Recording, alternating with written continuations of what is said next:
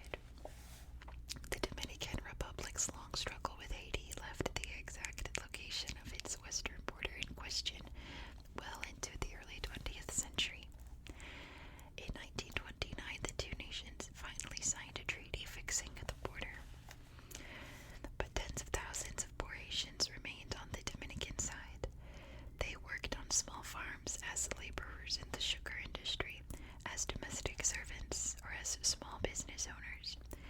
These people functioned as an extension of Haiti, speaking its language, using its currency, and staying on the margins of the Dominican society and economy. Trujillo found this situation intolerable. In October 1937, he ordered his army to kill all Haitians on sight. Up to 18,000 Haitians died in this act of genocide. Although many people witnessed and protested the slaughter, and although news of it traveled quickly around the globe, Trujillo never admitted to it. Instead, he paid Haiti a few $100,000 for damages and injuries caused by the frontier conflict, and resettled the border area with Dominicans. Yeah, it's still very tense between Haitians and Dominicans in the Dominican Republic. But anyway, here's the National Palace.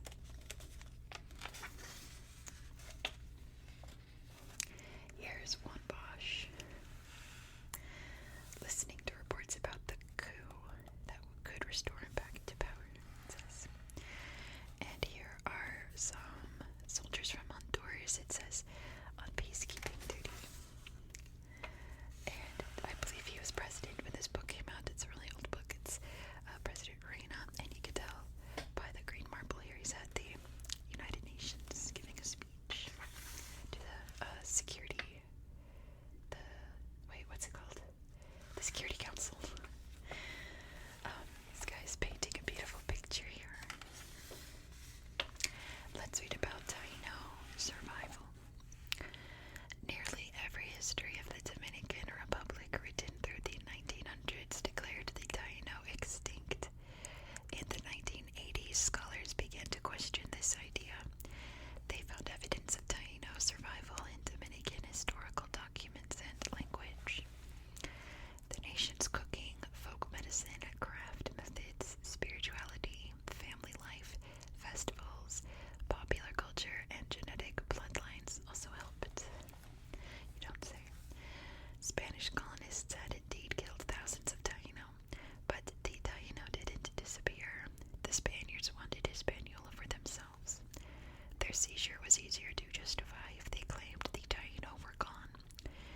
Lack of native workers also provided an excuse to import African slaves.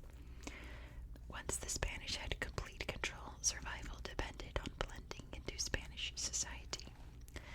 A small number of Taino had survived, and their culture and genes had mixed with those of Spaniards and Africans. But because Taino heritage brought no benefit, it went unspoken. Eventually, Dominican society forgot its native origins. And here's a guy who looks like he works at a living museum showing how to make Taino crafts.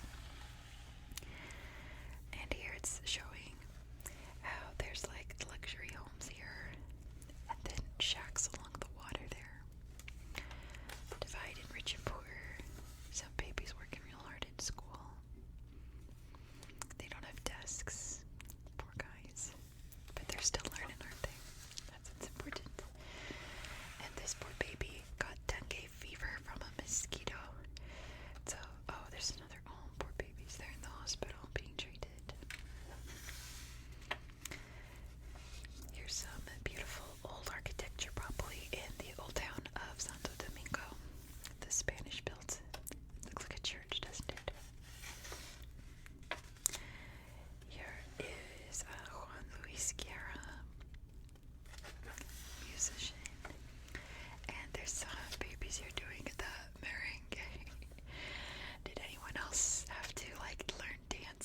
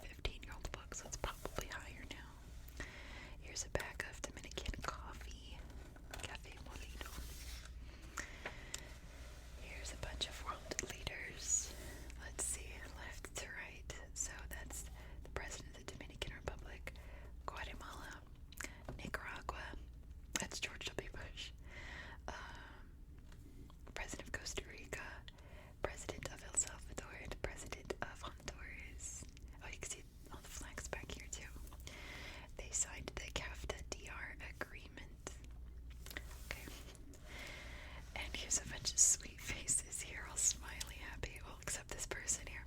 Looks like they're on a field trip to see the old ruins and old buildings there.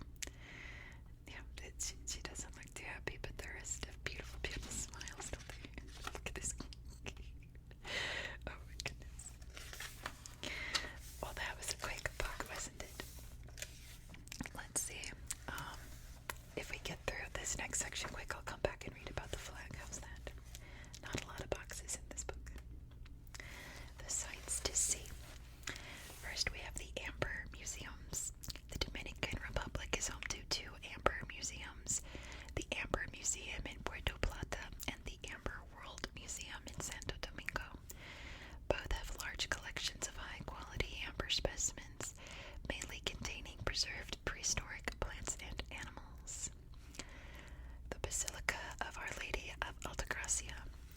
Dominicans built this church during the 1970s in Higüey to honor their patron saint, who was believed to have performed a miracle there. Each year on January 21st, thousands of Catholic pilgrims visit the church. The Colonial Zone of Santo Domingo. The oldest section of the Dominican Republic's capital city, served as the launchpad for early European exploration of the New World. It's also the oldest continuously inhabited European settlement in the New World. It contains the New World's first hospital, first university, first paved road, first two-story home, oldest working church, oldest monastery, and oldest surviving European fortress. The Columbus Lighthouse. Joaquin Balaguer's government completed the Santo Domingo Monument in 1992, just in time to mark the 500th anniversary of Christopher Columbus's arrival in the Americas. The enormous cross-shaped building houses Columbus's tomb, as well as several museums and galleries. At night, 157 lights on its roof project across into the sky.